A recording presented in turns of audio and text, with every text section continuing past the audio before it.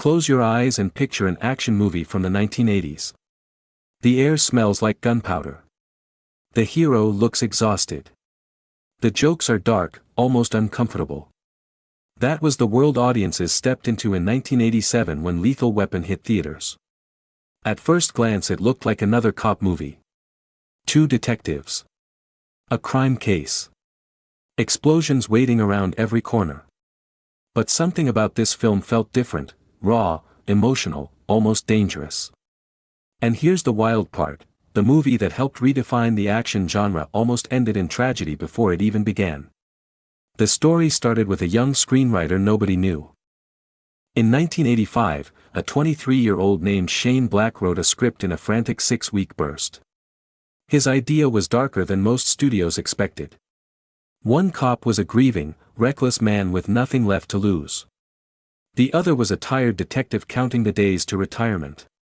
When Black finished the 140-page script, he thought it was terrible and literally threw it in the trash. The only reason Hollywood ever saw it. His roommate pulled it out and sent it to an agent.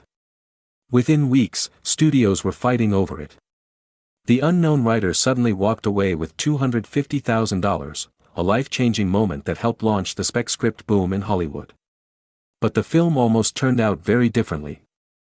In the earliest version, Martin Riggs, the character eventually played by Mel Gibson, was supposed to die at the end. Not metaphorically. Literally.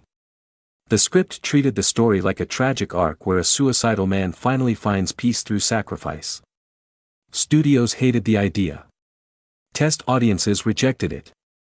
Director Richard Donner even filmed 2 endings before deciding Riggs had to survive.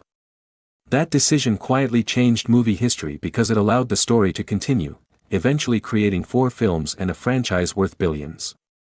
And then there was the chemistry. Opposite Gibson stood Danny Glover as Roger Murtaugh, the cop who famously groans, "I'm too old for this." Here's the funny truth, the character was turning 50, but Glover himself was only 40 during filming, just 10 years older than Gibson. Hollywood simply added gray hair and a tired attitude, and suddenly audiences believed he was decades older. The realism of the film went even deeper. Gibson trained 4 hours a day for 6 weeks in martial arts like Brazilian Jiu-Jitsu and Capoeira to make the final fight look brutal and authentic. Many stunts were performed for real because CGI in 1987 barely existed. When a character leaps off a building handcuffed to a jumper, stunt performers actually made the fall using breakaway cuffs and hidden wires. Even the music was unusual.